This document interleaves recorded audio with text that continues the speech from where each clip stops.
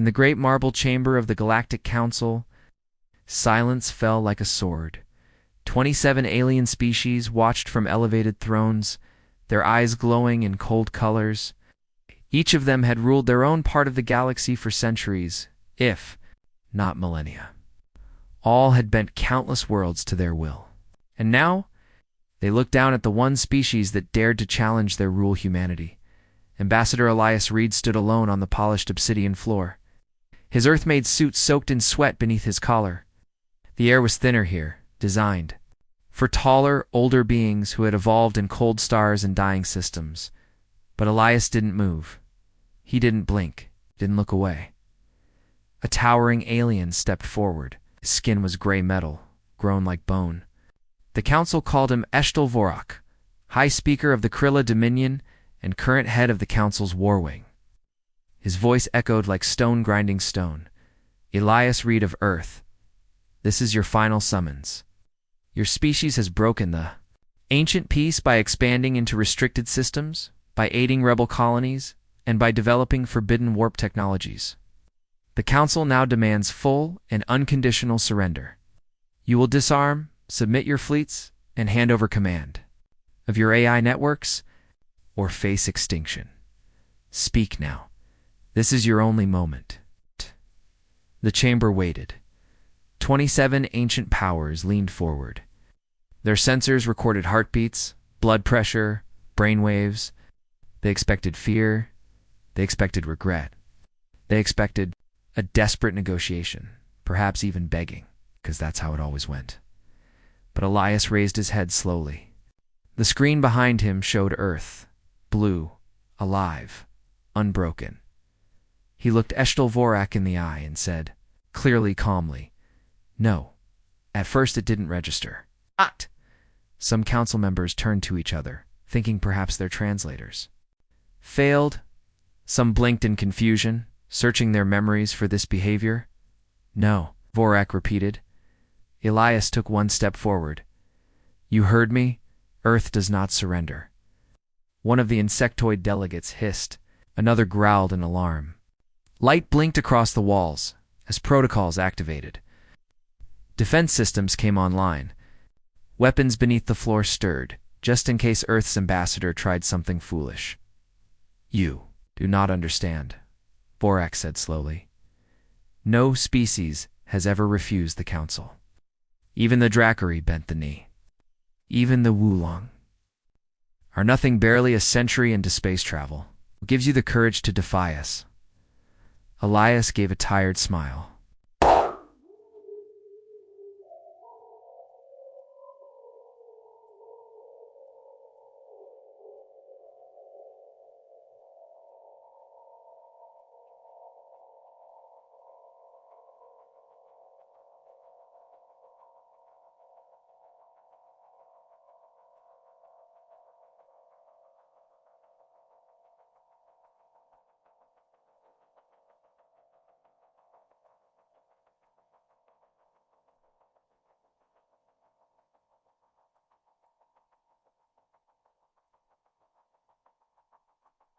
So where else and so would I ever by kings, by emperors, by machines and gods, he always answered the same way. "We stand." The silence deepened. Then the council began to react. The chamber exploded with angry noise alien voices shouting over each other, demanding immediate action. "Terminate communication with Earth. Send the fleet now. Bombard the Sol system until it's glass." They're insects pretending to roar. But in the chaos, some delegates stayed quiet. Some stared at Elias with something that looked like respect, because in that moment, one word had done what no species had ever dared, shook the balance. From orbit around the moon, Earth's stealth ships recorded the Council's immediate response. The moment Elias said no, Earth's satellites picked up the Council's fleet signals, flaring across dozens of systems. Ships began moving, mobilizing, preparing for war, but Earth was already ready. Back on the ground, beneath the ice of Antarctica, deep in the black bunkers under Denver, inside Martian storm domes, humans had been preparing for this day since first contact. They never believed the council would accept their independence. They knew one day someone would come demanding silence. They had been sharpening their answer for decades. Fleet Admiral Reyna Malik stood on the deck of Earth's flagship, irresolute. As her officers began activating War Protocol Omega-5, the first words on her lips weren't anger or orders. They were calm, so they asked. Her second-in-command, Commander Blake, nodded, and Elias gave it to them. Reyna smiled darkly. He gave them no. I hope they choke on it. Over the next 3 days, Earth's systems went dark. To the outside galaxy, it looked like Earth had panicked and gone into hiding. But underground, in space, on Mars, in the asteroid belts, Earth's war code came alive. Thousands of drones were activated. Orbital rail cannons were charged. Civilian transports quietly turned into gunships. And the secret human AI network, once thought dormant, began waking up. But Earth wasn't just preparing to defend. They were planning to push back, because Elias's no was more than defiance. It was a signal across the galaxy, in forgotten colonies and dying stations, in places where the Council had ruled for too long. Species who had nearly given up heard that signal, and something ancient stirred in them. Hope on the planet Afro 7. A species known as the KL watched the broadcast in secret. They had been under Council control for 600 years. Their children were educated in Council history. Their skies were patrolled by Council drones. But when Elias said no, something changed. A child turned to their elder and asked, "Can we say that too?" And the elder, with a voice that trembled, replied, "We always could. We just forgot." The broadcast rippled like fire through dry fields, slave worlds, mining colonies, refugee moons. Former empires long since broken. Everyone heard the word. Everyone felt it. The galaxy had been silent for too long. Earth's refusal was a crack in the silence, a signal that, maybe, the Council could bleed in their high tower. The Council leaders met in panic. Vorax slammed his fists into a stone table. "They've started something we may not be able to stop." An amphibian ambassador leaned forward. "We've ruled through fear, through silence, and now that silence is broken." The oldest among them, a being made of light and metal, spoke for the first time. "Then we must end them before the fire spreads." And so they launched their first wave. 3 fleets, 47 ships, enough firepower to destroy moons. But Earth didn't run. Earth stood. In deep orbit, Earth's defense grid came alive. Warships that looked outdated but moved, like predators, flanked the incoming enemies.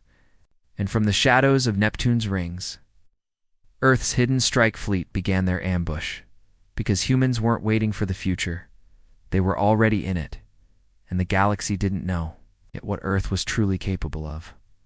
All they knew was that one human said one word, and the stars would never be the same again. Across the galaxy, in places where light rarely touched, the word no echoed louder than the Council's weapons ever could.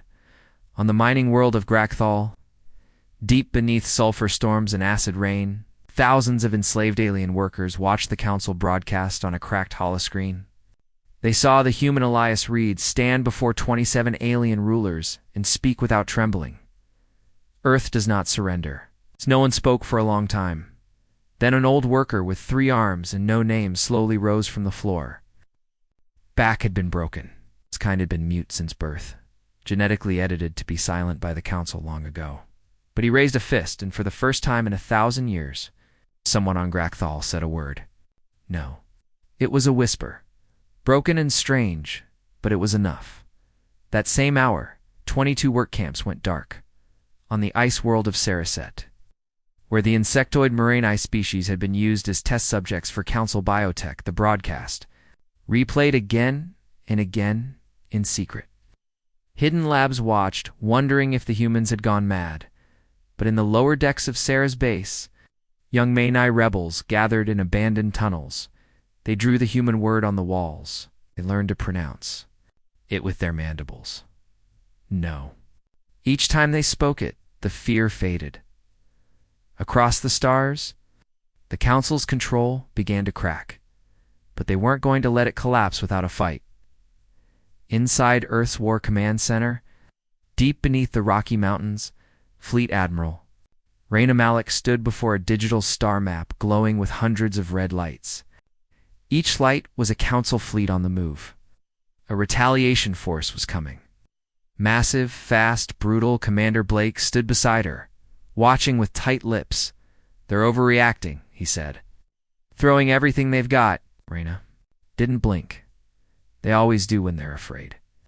Earth's network was alive now. The Resolute, her flagship, had deployed to Mars orbit. 6 new dreadnoughts were being prepped in the asteroid belt. The AI systems weren't fully online yet, but they didn't need to be. Humans didn't rely only on machines. They had something the Council couldn't program or predict. Defiance. "We've confirmed new transmissions," said Mira, a young comms officer. "Encrypted bursts from 9 different species. Resistance cells. Some underground, some ex-military. They want to talk?" Raina raised an eyebrow. "They want to fight? You're asking how?" Raina smiled. "Then we give them a voice." Meanwhile, on the shattered world of Duraxis, a once-proud warrior species called the Threx gathered in secret. Once rulers of 3 star systems, the Threx had been broken by the Council's wars and forced into servitude. Their armor had been taken, their culture rewritten. But the younger Threx had never forgotten. They watched the Earth broadcast in silence. They studied Elias's words, and they recognized it not arrogance, but something deeper honor that night. The remaining Threx war leaders formed a new order, the Broken Chain, and they sent Earth a message. "You said no, so did we. We will fight beside you, even if it ends in fire." Back on Earth, Elias Reed sat alone in a quiet debriefing room. The Galactic Council had declared him an enemy of peace. A warrant was out for his arrest. Any alien world that captured him would be rewarded with access to council markets and defense tech. But Elias didn't run. He didn't hide. He returned to Earth and quietly prepared for what came next. When Raina visited him, he found him watching the stars from a glass dome above the Atlantic. "You could have bought us time," she said. "You could have negotiated." Elias shook his head. He didn't want peace. They wanted obedience. There's a difference. She studied him for a long time. "You changed everything with one word." "I didn't change anything," Elias said. "We just reminded the galaxy what that word means." They stood in silence for a while. Then Raina said, "We've made contact with 3 rebel factions. The Call, the Threx, and a rogue Valeri fleet, all ready to coordinate. Operation Black Signal is live." Elias turned to her. "Then the real war begins now." The Council's response was swift and merciless. They began a system-wide purge. Entire moons were bombed into silence. Suspected rebels were erased. Communication relays were overloaded with false messages to drown out the no-wave, but it was too late. The word had already reached too many minds. In the outer sectors, soldiers refused orders.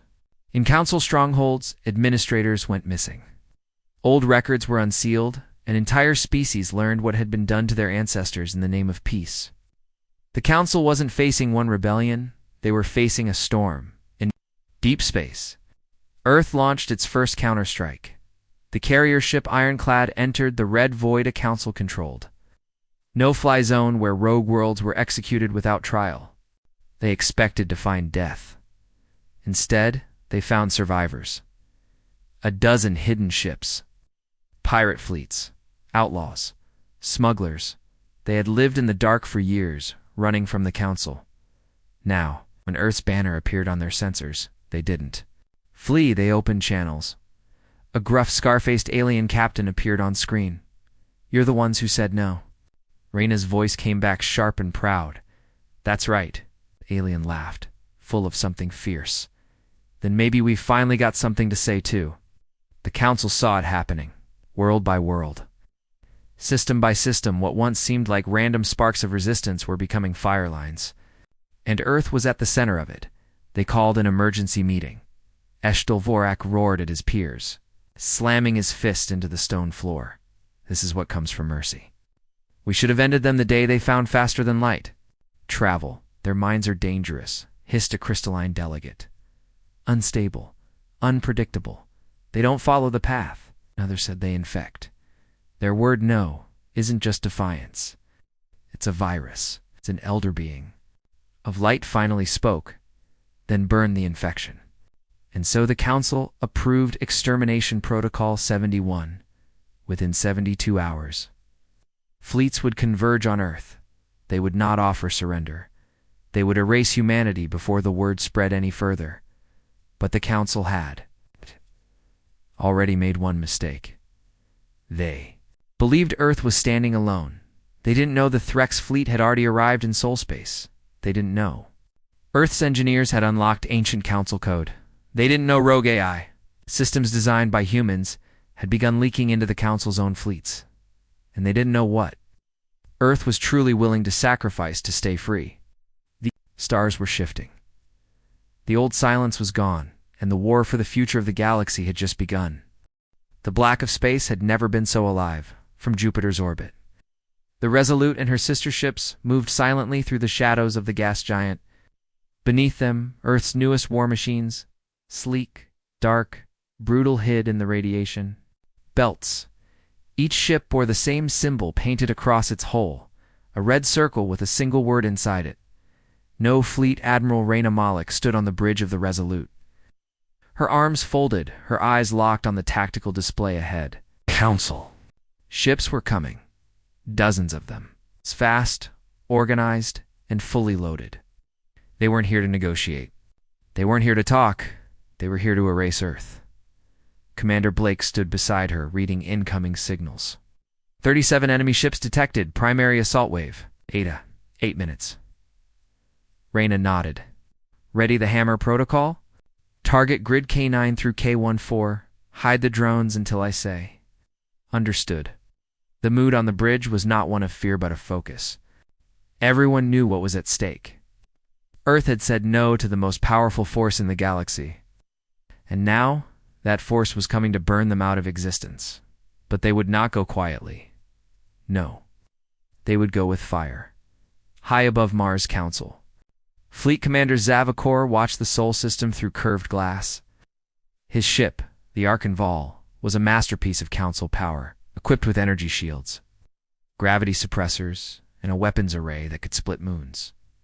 He had studied humans, unpredictable, primitive, aggressive. He respected them in the way one respected a wild animal. But he didn't fear them, not yet.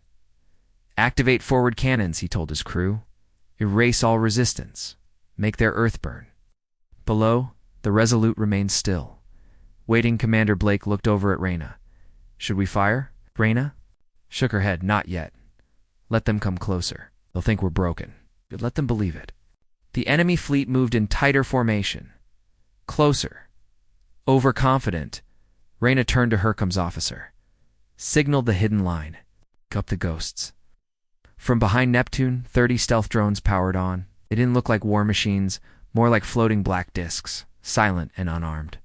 But each carried an experimental weapon, a directed EMP spike built specifically for Council tech. Within seconds, they were launched. They moved fast, almost too fast for Council sensors to track. Before the enemy realized what was happening, the drones were inside their ranks, and then the void lit up. The drones activated all at once, silent. Cold and brutal Council ships jerked mid-flight.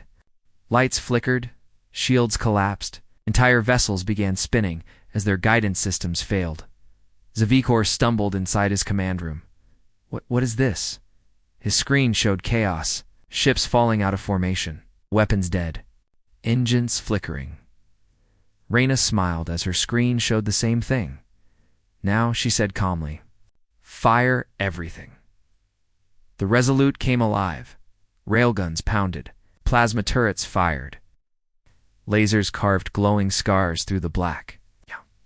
The other Earth ships followed instantly, launching a synchronized wave of death across the void. The first Council ship exploded in under 10 seconds. 2 more followed. Within a minute, the battle had become a slaughter. But Earth wasn't done yet. From the surface of the moon, Hidden silos opened and launched 12 orbital breakers, gigantic kinetic rods designed to fall at hyper-accelerated speed and crush. Enemy ships like Bugs. One of them struck a disabled Council cruiser with enough force to punch through its core and tear it in half. HFY screamed in fury. They are not supposed to have this power. But they did, because Earth didn't build ships to match the Council's elegance. They built weapons for one reason: to win ugly. Meanwhile, in the asteroid belt, Earth's second fleet, the Burning Line, began its flank assault.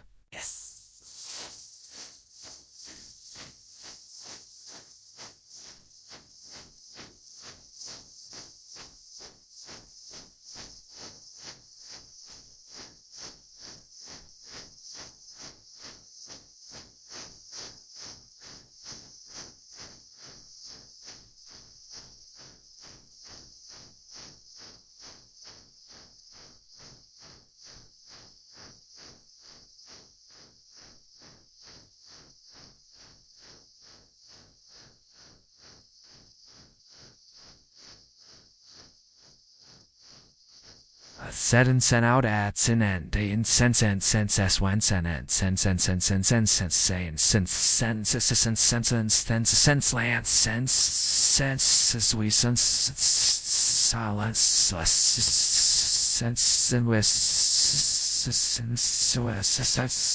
military. They were pirates, former slaves, smugglers, volunteers, and they flew like demons. One ship, the Knife, piloted by a Threx warband, dove straight into the Council's rear line, launching boarding hooks and blasting through holes. Aboard, the Threx commander roared, "For the broken chains." Inside the Resolute, Reyna watched the battle unfold with sharp eyes. Status? Blake grinned. 17 Council ships down. 9 disabled. For retreating. We've only lost 2 on our side. She let out a slow breath. Not perfect, but beautiful. Then Mira, the comms officer, spoke up, face pale. "Ma'am, new signal. Different from the others. It's massive." Everyone turned. From the edge of the system, a new Council vessel emerged from warp. It wasn't like the others. It was twice the size, covered in ancient markings. A prototype destroyer-class ship, known in Council legends as a Star Cleaner. Reyna's blood ran cold. That's not just a warship. That's a message. Commander Blake whispered, "We can't match that. Not without reinforcements."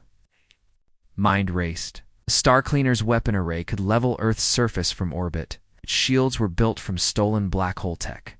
Even EMPs wouldn't work here. But then Mira said something unexpected. "There's a transmission, not from the Council ship." From behind it, Reyna leaned forward. "Who?" Mira checked the data, then looked up in disbelief. "The Threx fleet. Reinforcements. 2 full carriers, 10 war cruisers. All marked as rogue, all flying Earth's signal." Reyna smiled wide, opened the channel. A Threx admiral appeared, massive, scarred, proud. "We heard your no. Now we say it too." Reyna nodded once. "And let's light up the dark." The final battle of the first wave began. The Star Cleaner opened fire, spitting beams of compressed energy across the system. Earth ships dodged, burned, and countered. The Threx charged like beasts, ramming, smashing, ripping through armor with plasma axes. The Resolute took a hit and kept going. So did Earth. So did every voice that had waited for years to rise. And through it all, the message repeated, "We are not yours. We will not kneel. This is not your galaxy anymore." In the end, it wasn't one ship that won the day. It was many bound not by blood, or race, or origin, but by the refusal to be silent. When the Star Cleaner finally fell, cut in half by coordinated fire from 3 different rebel ships, the battlefield went quiet. Then the cheers began. Across the comms, across the systems, across the stars. The fire had burned through the void, and the galaxy would never forget it. The battlefield above Earth was silent, but the stars beyond were roaring. The first wave of the Council's fleet had been broken, shattered in a place where no one expected resistance, where no one had ever dared to say no. But Earth had dared, And it hadn't stood alone. The Threx, the pirates, the silent rebels in the shadows. They had all come when the fire was lit, but this was just the beginning, and now that fire was spreading. On the distant prison world of Draxor Prime, the chains had held for 600 years. Giant machines roamed the skies, watching everything. Council enforcers punished rebellion before it even began. Ow. The prisoners had no weapons, no leaders, and no hope. Until the broadcast arrived, someone smuggled it through the comms filter. No one knew who it showed. A man, Elias Reed, standing before the Galactic Council. One word on his lips.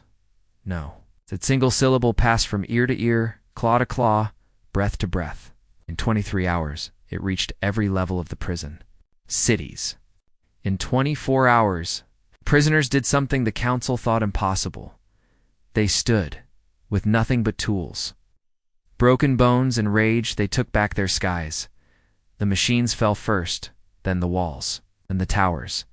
And when it was done, they carved a message into the steel of the old governor's bunker. No more chains. The prisoners of Draxor Prime renamed themselves the Freeborn, and they sent a message to Earth. We heard your word. Now the galaxy will hear ours. Back in Soul Space, Earth's high command had shifted from defense to strategy. What was once a fragile line in the sand had become a staging point for an all-out rebellion. Earth was no longer fighting for survival. It was leading a war. Inside the resolute Admiral Reyna Malik stood at the center of a holographic map, lit with new signals. Blue for Earth, green for allies, red for the Council. And now there was a lot of green dot reports came in every hour.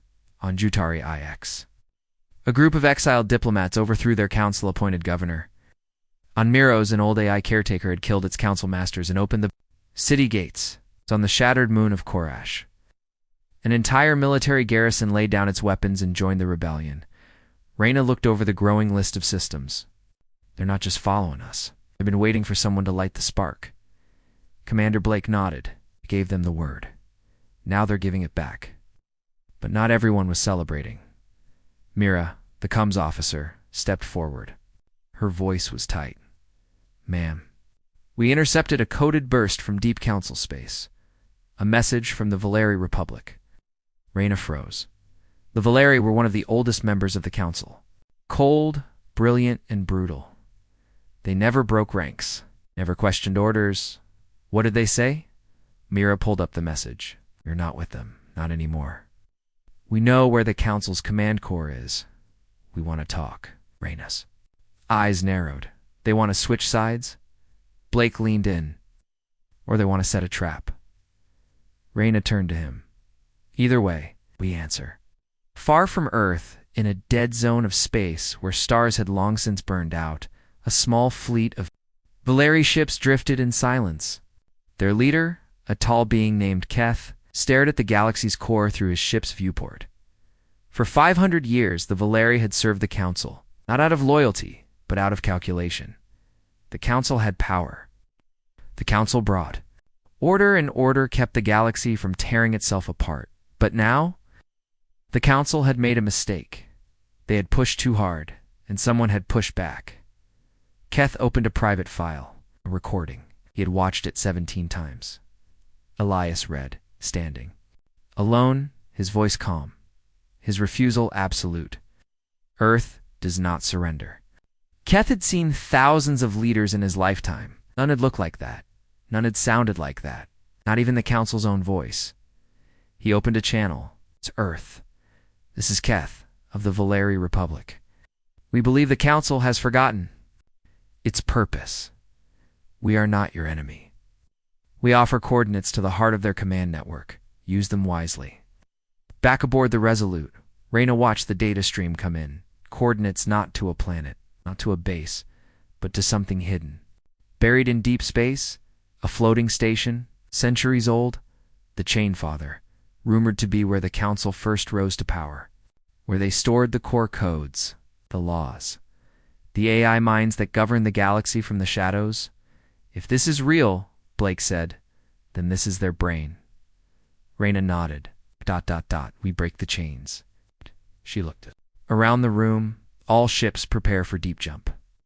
Silent approach. We strike fast. We strike clean. If we fail, we fall alone. If we succeed, she didn't finish. She didn't have to. The crew knew what came next. Earth had started its rebellion with a word. Now they would continue it with action. Elsewhere, Council was bleeding. Eshtel Vorak, once calm and unshakable, stood in the council hall surrounded by empty seats. 5 members had vanished. 3 were confirmed dead. 1 had joined the rebels, and for the first time, the council's voice trembled. They were nothing, Vorak muttered. Nothing. A soft, metallic voice spoke from the shadows. Your chains were made of silence, it said, and the silence is broken. Vorak turned, but there was no one there, only a screen. And a face, Elias read, watching, saying nothing. Because the word had already been spoken, and now the galaxy was shouting it back. In the high orbit above the ruined moon of Pelos, where silence once ruled the stars, now there was only chaos. Flames flickered from shattered hulls. Council debris drifted like broken bones across the black. Earth's fleet had moved on, but the echo of their victory remained, like a warning burned into the void. The Galactic Council was bleeding. Their fleets were falling.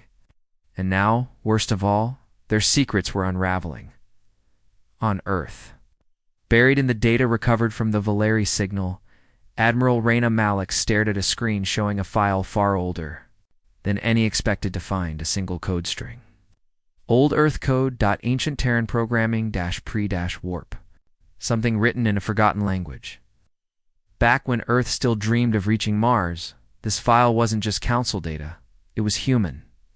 How is that possible? Commander Blake asked, eyes narrowing as he scanned the file.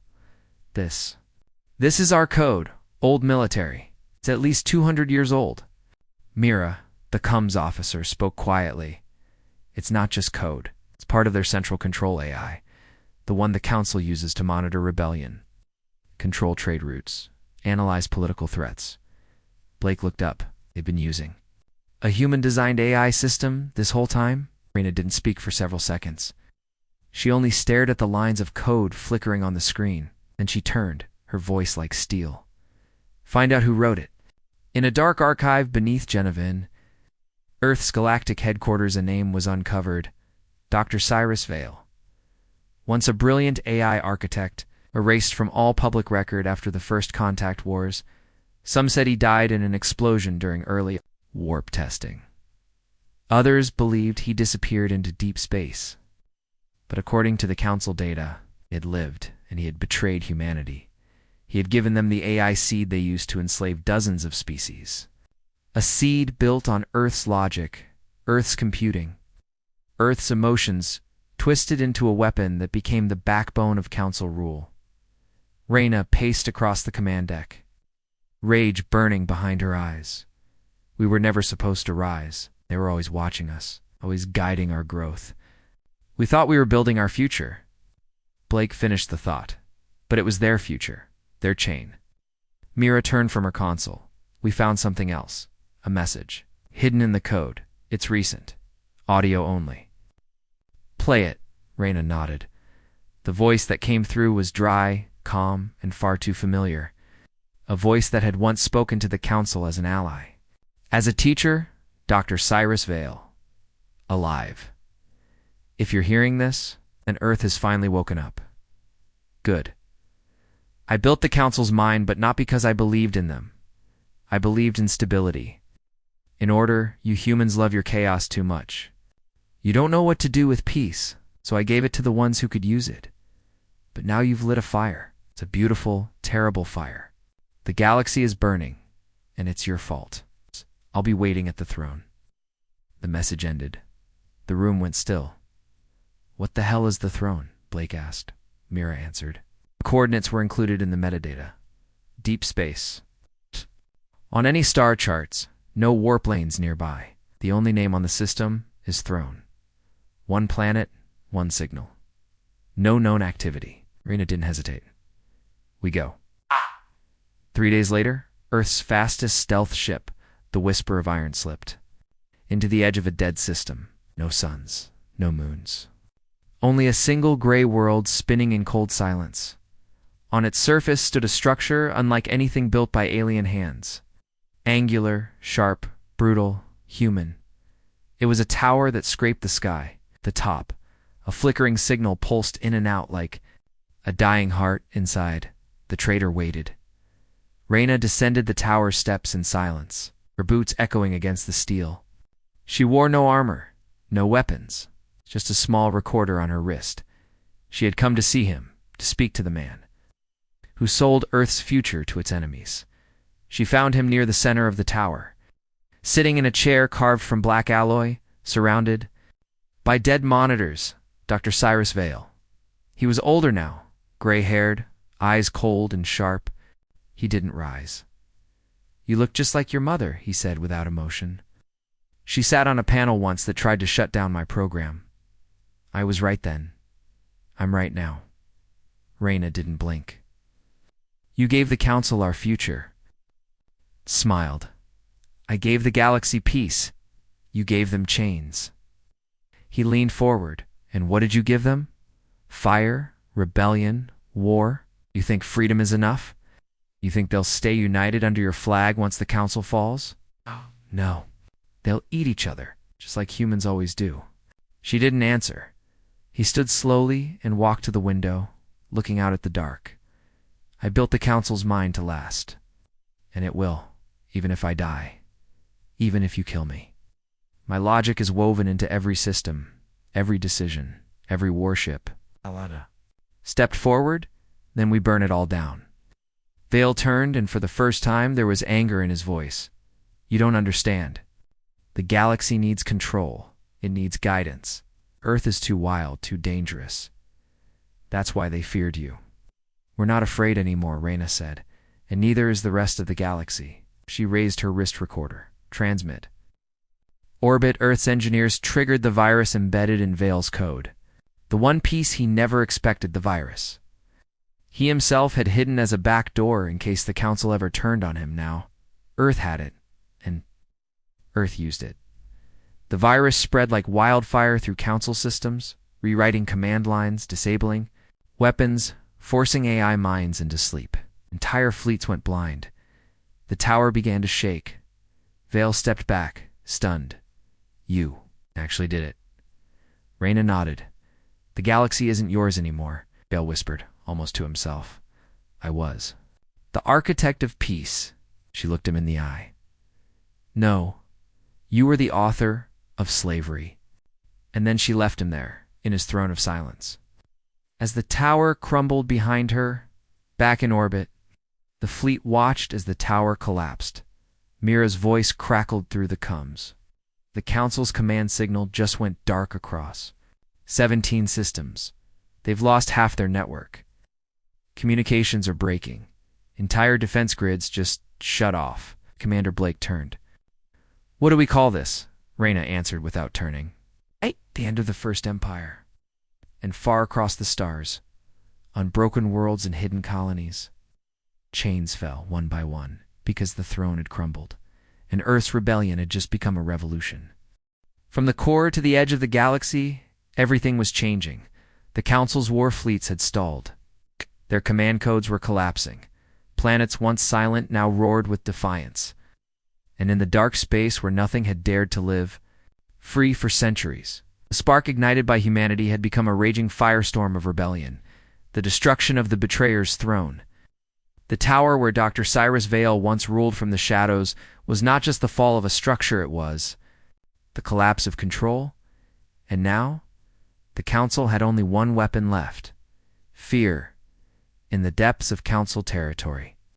Eshtal Vorak stood at the heart of the last stronghold, the citadel of the core. His armor, once shining with power, was cracked from stress.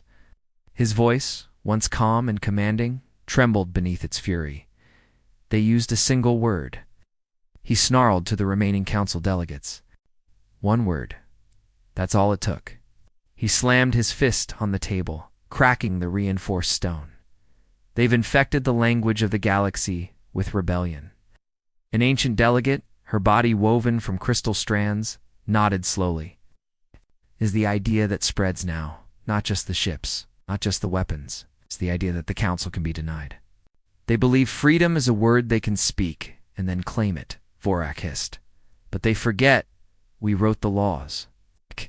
We shaped the stars. We taught them to bow. Another delegate, a mist being with no eyes, spoke. And now Earth teaches them to stand. The words stung, but they were true, so Vorak gave the order, erase the word, and thus began the linguistic purge across Council-controlled space. Originally for translation and education were reprogrammed into weapons of silence. Libraries were purged.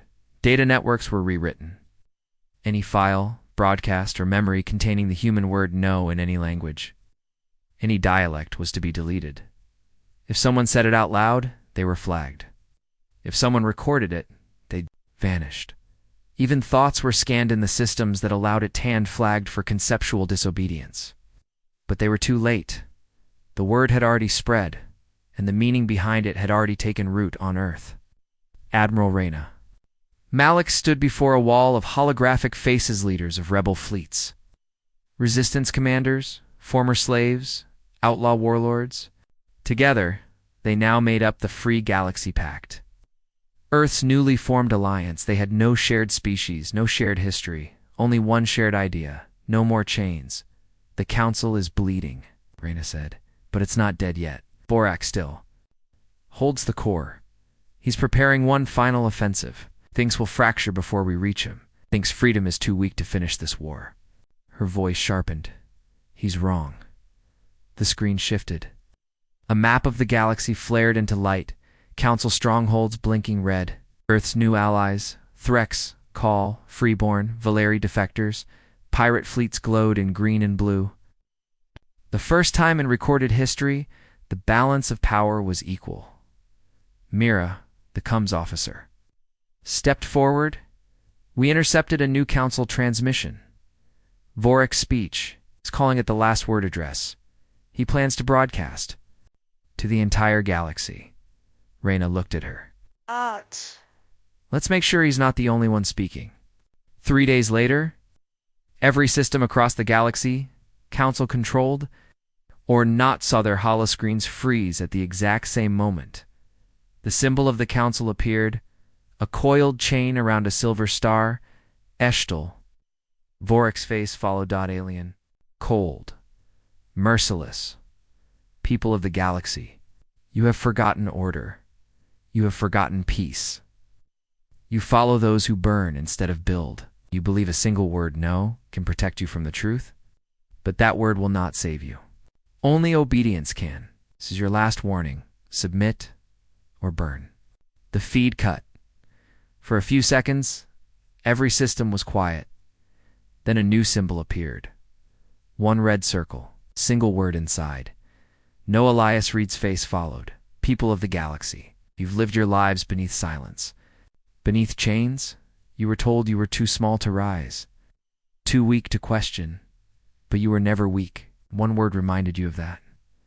No, no more fear, no more silence. No more empires built on your backs. This is not just Earth's fight anymore. It's yours. Rise, speak, stand. Because if we let them erase the word, we let them erase us. The screen cut again. This time the galaxy exploded, not with weapons, but with voices. Entire planets lit up with the word. Giant letters painted on buildings, ships renaming themselves. Entire species adopting it into their language as a symbol of rebellion. The Council had tried to erase the word, but now it was everywhere. Not just spoken, but shouted back on. The resolute, Reyna paced before a new map. Vorak had begun launching his final campaign. A massive fleet, headed for the Sirius Gaia key system that led directly into Earth space. But he wasn't coming to negotiate. He was coming to end this. And Earth would be waiting, but not alone. Reyna looked around her bridge, voice low. But strong, we fought with weapons. With ships, with fire. But this next battle, this one is about meaning. If we win, every planet that ever wanted to be free will know it's possible. If we fall, they'll close their mouths again. They'll forget they ever said no. She raised her hand. All fleets prepare for full deployment.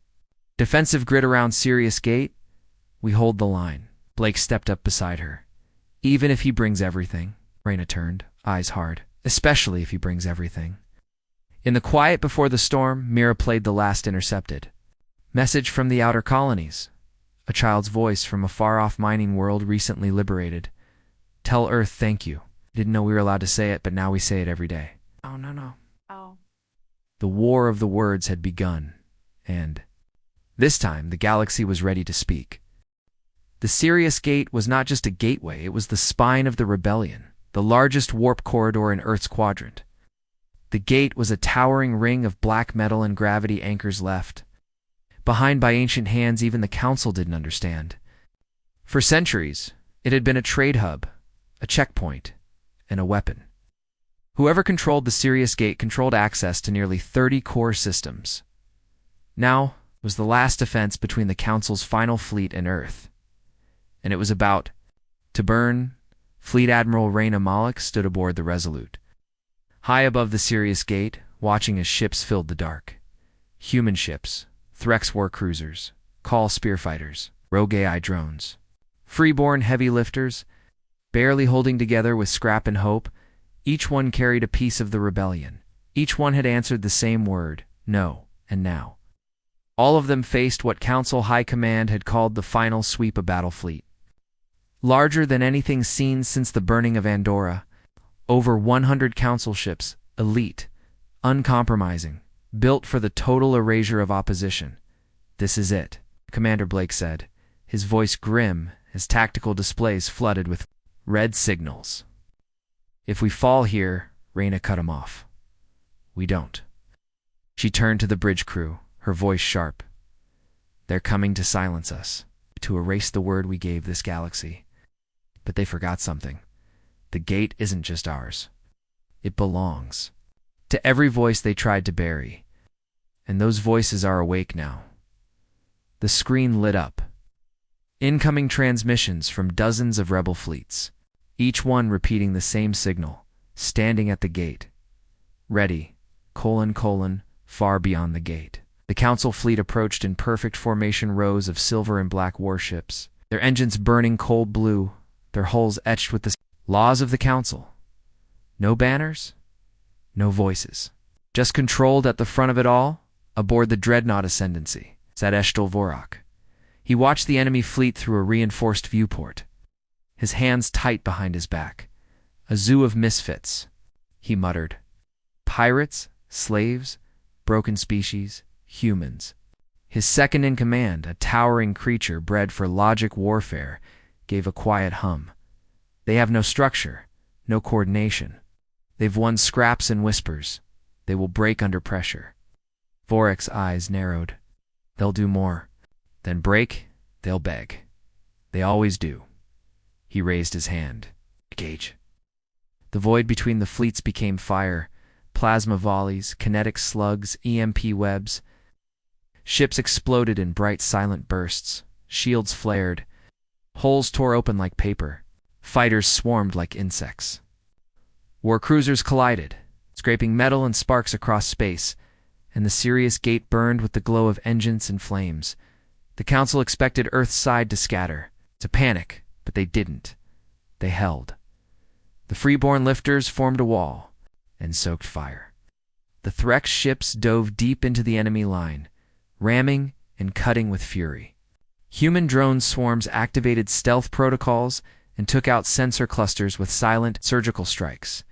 And through it all, the Resolute held the center. Reyna barked orders with the precision of a master. Rotate shield cycle. Redirect power. To port batteries. Send the fire line to intercept that destroyer before it flanks us. Mira looked up from her console. They've split their fleet. Vorak's trying to break our left wing. Blake cursed. If he gets behind us, he won't, Reyna said. Deploy the quiet blade. Everyone turned. The quiet blade? Blake asked. But that ship's AI is unstable, Reyna finished. Yes, but it volunteered. In the shadow of the gate, a single black ship shimmered into Vuit's lines sharp. its thrusters silent. The Quiet Blade was an AI-piloted interceptor, one of Earth's earliest experiments with sentient battlecraft. The Council had declared, its mind too unpredictable. Earth had hidden it away, but now it returned. The Quiet Blade moved through the enemy flank like a ghost, shifting its hull configuration mid-battle, calculating enemy fire before it happened. It tore through 3 destroyers in a single pass. A Council commander screamed into his cum, "It thinks like them." But they were wrong. It moved like something new. Even with the rebellion's strength, the Council was too large, too heavy. They began pressing forward, closer, closer. 1 kilometer from the gate's core, ships began falling back. Explosions rocked the Resolute. Reyna gripped the rail, blood on her forehead, refusing to sit down. "We don't fall," she growled. "We do not fall." Then a new signal. A massive burst on the edge of the system. A fleet dropping out of warp. 50 ships. Unknown configuration. Not Earth, not Threx, not Council. Mira gasped. "It's the Valeri." Reyna turned sharply. "They defected weeks ago. But they brought the old fleet," Mira whispered. The ones the Council thought were scrapped, hidden from the war. The Valeri came in firing, energy waves. Cracked across the Council's flank. Council ships twisted in space as their sensors failed. The AI command matrix already weakened by Earth's earlier. Virus began glitching. Now the Council's logic was breaking. On board the Ascendancy, Vorak stared in disbelief as his perfect line collapsed. One of his officers screamed that their rear fleet was gone. Another shouted about power surges. Vorak ignored them all. He activated the failsafe, a bomb, hidden within the Sirius Gate's inner ring. Placed there centuries ago by the Council in case of civil uprising. If they couldn't hold the gate, they would destroy it. But Earth had seen it coming. Aboard the Resolute, Reyna nodded to Mira. Now, a stealth team, already in position inside the gate's infrastructure. Activated a counter-virus, something pulled from the remains of Cyrus Vale's mind. It ate through the failsafe code and rerouted the bomb's energy core back into the Council's own fleet. The device overloaded, and the Ascendancy exploded in a flash brighter than a star. Alvoraku once believed the galaxy would. Neil forever was gone, and with him, the final command line of the Council's last fleet. Silence fell over the Sirius Gate. One by one, Council ships surrendered. Others turned and fled. The rebellion had held. The gate was still theirs, and Earth's. Fire still burned. Hours later, Elias Reed stood before the wreckage, speaking to the galaxy once more. "They tried to end us with silence. We answered with a word.